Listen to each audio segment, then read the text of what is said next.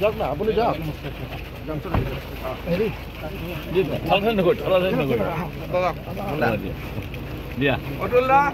মই আজিও চাই পেলাই দিনটো দিছোঁ মই মানে দিছপুৰ বুলি ক'লে অতুলদাৰ কথা প্ৰথম মনত পৰে মঙলবাৰ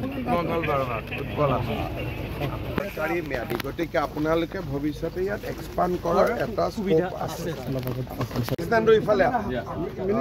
অতুলা কলম কপিলি দাদা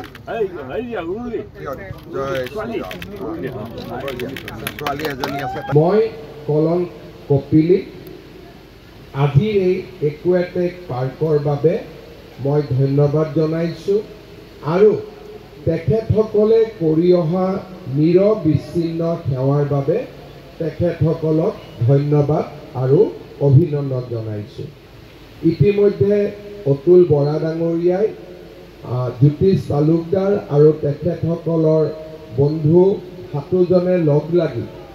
কৰি অহা প্ৰচেষ্টাৰ বিষয়ে আমাক উল্লেখ কৰিছে আৰু আমি সকলোৱে নিজেও প্ৰত্যক্ষ কৰিছোঁ।